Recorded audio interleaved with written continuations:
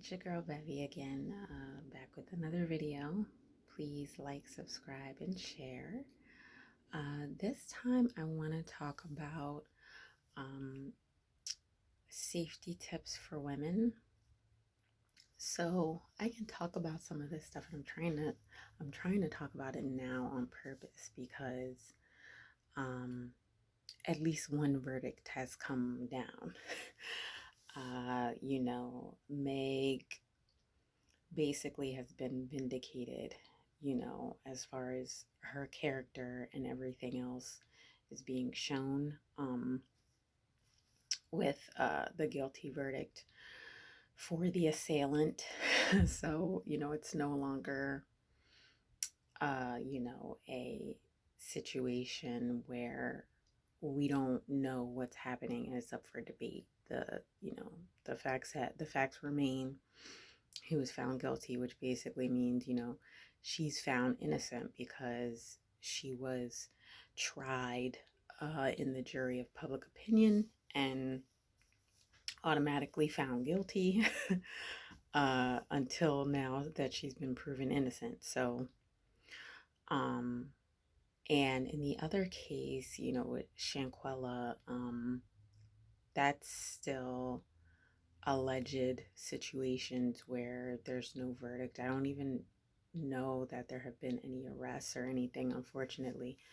Hopefully, all the guilty parties are, found, and responsible parties are found guilty, and she gets some sort of justice for what happened to her. But I think it's important to talk about safety for women, because these are some great scenarios of real life incidents that have been happening, and um, how I think women can avoid being in, dangerous situations. Um, Unfortunately, it's very easy for you to get caught up. And I don't think this is a topic we ever talk about too much. One day, if I end up with a platform that's big enough, I can reveal additional safety measures comfortably, because then I can have like a Patreon and I can talk about things, off of regular platforms, and, have private conversations with my subscribers and say some things that I'm not going to say on here because it would be unwise. It just would be unwise. The point is for safety, and if you want certain women to know certain things, you can't say it just to anyone publicly. But for now, I'm going to give some basic guidelines that I think women in general, it doesn't matter your age, if you're younger or you're older, I think this will benefit you. And yes, I said women. I'm sorry. I'm going to focus this particular video on women, point blank, period. And I'm not making apologies for that at all. My first recommendation is for women to know their surroundings, whether they're in, their local area or in a foreign land. There are some steps you can take when you're traveling overseas to try to make it easier for you to be found or helped if you're in a bad situation. But you need to pay attention wherever you're going. When you step foot out of your home, you have to be prepared. You can't be too comfortable. Um, they say there's something about the way um, a woman carries herself as to whether she's more likely to be attractive to a predator, which is, at first thought that sounds crazy, but in reality, no, it's not. It makes absolute sense because, you know, the lion chases down, the zebra that's limping, essentially. They're looking for weaker prey because it's easier. So, and one of those ways is if, you just seem lackadaisical, you're not worried about where you are, you don't know who's around you, don't be going to these weird parties and these oddball events without checking out the venue. You know, you can Google Maps anything essentially and try to find out what's around it. And, you know, I would highly recommend that for women, especially if you're being asked on a date to somewhere. Google Maps and look around the area and see what it looks like.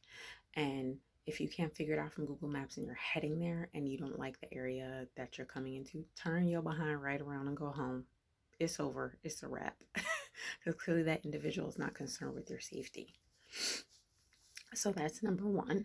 The second thing is for you to make um, like a handwritten list of your emergency contacts. And, you know, if it's possible, carry that on you. I'm saying handwritten because if you put that in your wallet, um, you know, just phone numbers, you know, or maybe just names, whatever you're more comfortable with. It would be helpful to you in case something happens with your phone. You know, everyone's phone doesn't stay charged 24/7. You may not have like an extra battery to charge it with, you know, one of those little portable ones, which is a great idea too for you to have. But if for some reason you can't charge your phone and you know your phone dies, well, if you don't remember all the names and numbers of people in your contacts, how are you going to be able to call anybody? You know, let's say you're able to get to a local business, you have to know the number to dial it. So, you know, that's another useful step to take. Also, make sure that you have at least one person in your contact list, at least one person who who hears from you regularly. You know, somebody you talk to preferably every day, but could be once a week. Someone you talk to often, who knows where you're going. If you're going out on a date, if you're going on a trip, you have somebody who say, "Hey, this is where I'm going," and I'm just letting you know.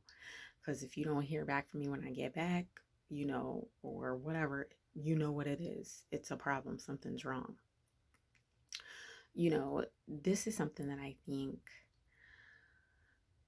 women don't always see the value in doing because it's like, you know, oh, I could take care of myself. I don't have to, you know, ask for permission. I don't have to tell people my business, but it's really a safety thing. It's to tell somebody, you know, where you're going or whatever. Um, so they know what's up. I highly recommend that. I don't think you should be going to new places and doing unusual things without someone knowing where you're at. Me and my girlfriends have in the past like shared our locations with each other to let the other person know like, hey, this is where I'm at. It's a 911 situation if you don't hear back from me. Like that's what I highly recommend. Somebody you trust, you know, a friend, a relative, whatever. God willing, you have at least one person in your life, you know, who you can trust and tell where you are. You know, if you have kids, if your kids are older, you could tell them what's up to. You know, because they're gonna be looking for mom if mom don't come home. I'm just saying. So, um, so in the situation with Shanquella, you know, apparently she was with people who she thought were her friends, and she went overseas with these people who she thought were her friends, and you know, she ended up passing in like a brutal way where she was basically beaten up and her back broken, and she passed overseas. And none of these people, you know, went out of their way to make sure she was good at any point. And it sounds like it's possible, you know, that allegedly it's because they were at fault in some way. You know, that's the alleged information that's being passed around. And it's highly likely because it's very unusual for someone to sustain an injury like a broken back without there being some sort of trauma or blunt physical force for that to happen. So, you know, assuming that if someone is traveling, you know, with people there's like an assumption of trust. Um, why you shouldn't travel with people who you can't really trust, and you really need to get to know people before you travel with them. This girl is very young, and um likely not experienced, and there's ways to verify if somebody is trustworthy or not, and I'll get into that shortly. But you need to get to know somebody before you're traveling with them. I don't These dudes over here offering these weird random trips. Oh, let's go on a vacation, and you just met, or you've only been going out for like I've only been out with him for a few times. You've been together a month, and he wants you to go travel on some vacation with him. Why? Like, how well do you know this guy? And what's the plan for when you're traveling? You need to ask all the questions. You need to verify all the information. Um, is he willing to give you a copy of his ID? I'm just saying, like, because if I'm going someplace with you and it's too soon and I don't know you, I'm not going to do it. So how badly do you want me to go on this trip? Like, that's really what it boils down to. So I would say that you have to test people to know if they're trustworthy. You have to test them. Good ways to test people are to come up with scenarios where either you need help of some sort to see if they'll actually help you, or test them based off of something they said to see if what they said was really true. There's like a variety of ways to do it. Like I said, I can't get into too much detail. I can't tell too much tea on here because it would defeat the purpose of safety, and I'm trying to keep y'all safe. So I would say test people and see if their actions match their words before you start going to foreign places with them, before you start telling them all your business. Be careful, and you need to ask all the questions. Do not be afraid to ask questions. Someone gets upset about answering your question, that's your answer. Okay, they gave you their answer. The answer is they're not trustworthy because they don't even want to answer your questions. They have something to hide. So get out of there. I was talking a bit earlier about how predators will approach the weakest prey intentionally.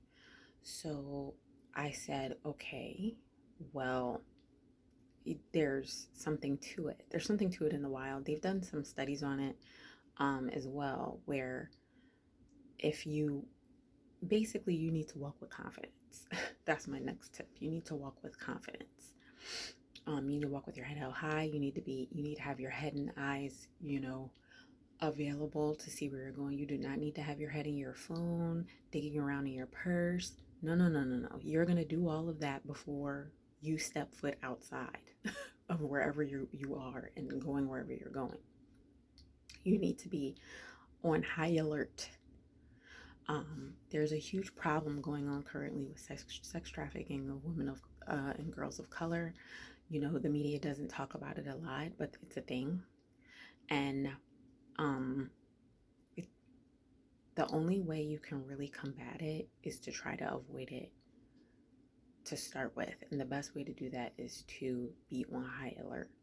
So you need to walk with confidence. You need to look like you're trouble, to be honest. You need to look like you might be the type to put up a fight, because that's what's going to save you. Usually predators, like I said, they're going to go after what's easy. They're going to go after somebody they think they can overpower. So you need to look ready to fight. You need to look ready to scream, bite, and get out of there. And I mean that. There's no other way to say this, but you need to walk with confidence and not play around. Pay attention to where you're going. Move quickly from point A to point B. Don't dilly-dally. Don't worry about catching the eye of men of interest or whatever, because men of interest are smart enough to approach you at appropriate times. And if he's approaching at an inappropriate time, he's probably not the guy you want anyway. Trust me. The next step is to guard your personal information. Stop telling these people your business. Please don't. Like some of the things I see women doing, like you inviting dudes to your house after a first date, or he's inviting you to his house for dinner. No, there's plenty of public places you can meet someone. We're going to discuss that in a future video because that's on my list as well in regards to dating. So we'll be getting more into that. But no, you do not give your address out. Do not tell them where you live. They're going to try to find out things. They're going to ask you. I remember I had been asked when when I was young, and like really I found it perplexing. Like, who do you live with? What kind of question is that? It's none of your business who I live with because you're not coming to my house anyway. It's not going to be your problem because you will not be there. And I mean, whether you have children or not, this is how you need to conduct yourself. You do not tell dudes where you live. You do not give out that information. That relationship had to be very serious before a man is finding out where you live. Stop talking to these men about your children, all deep. He could be a predator of children, like honestly. So stop assuming, everyone is normal and kind and nice. Assume the opposite and let him show you he's kind and nice. That's how you should do things. That's the best way. And any man who doesn't want anything from you, be it your father, your brother, your cousin, they'll say exactly what I'm saying. They'll say exactly what I'm saying. So, I know sometimes women don't want to listen to guidance from other women, but you really should, honey, because I I've had some experiences in my life, and I'm trying to prevent that from happening to you. um, the next thing is key, just in life in general. Listen to your gut. God has blessed many of us with some sort of instinct that's in addition to what we see, hear, taste, smell, touch, etc. Okay? It's a sixth sense. You have a feeling sometimes. And I don't want you to ignore that feeling. I know whenever I felt that feeling and I ignored it, oh, there was hell to pay. But when I've listened to it, it's been nothing but blessings. And I was saved and helped. And I feel like that little voice is God talking to me. So listen to your gut, listen to your instinct, your intuition, whatever you call it. And if something isn't right, get out of there. Something seems off, assume it's off. Okay? Assume that feeling is right because it's there for a reason. It's to protect you. Also, prepare for emergency situations whenever you're traveling by car. What I mean is, if you know you're about to go somewhere and you're like, oh, you know what, that's kind of far. Make sure you fill up your gas tank before you go. The night before, if you won't have time for everything in the morning. Don't go there and not have enough gas. Don't go someplace and you don't have anything in your car. You don't have food. You could throw some food in your car for emergency situations. They have bags at like the auto parts stores, probably in Wally World and all these other places where you can get, cables to charge your car battery. I have a machine that fills up air in my tires in case my tires are low. So like, make sure you have a flashlight in your car, and you never know what's going to happen. So don't just jump in your car and go anywhere. Least of all a date or anything like that, and not, you know, make sure you're going to be safe. Okay, lastly, it's the last tip. So make sure that if anything changes in the situation, if plans change, that you act accordingly. So, for example, let's say, you're planning on meeting this gentleman at location A, and you guys set up your date at location A. You've done all your checking, you made sure it's safe, you have your contact person who knows where you're going, your car is full of gas and anything and everything else you need, and it's not that far away, blah blah blah, so you're good to go. If he texts you or calls you and tells you change of plans and he tries to take you to a different location, nope, cancel the whole thing. We'll reschedule. No, it's fine, we'll reschedule. No, I don't care what his excuse is, I don't care what the problem is. It's a red flag for a reason. Last minute changes like that, you're not going to have time to do your research. You're already probably about to head out of your house in a little bit, so you're not going to have time to like verify everything that I said. And the address you may be assuming is a restaurant, could be his house, could be his homeboy's house. Don't do it. So if plans change, and you act accordingly and you move and walk away, cancel it. Don't hesitate to do that. So that's all the tips I have for today on safety. Please take care of yourselves. Be safe out there. I don't want to hear any more negative stories about these beautiful ladies being harmed. And I'm going to do my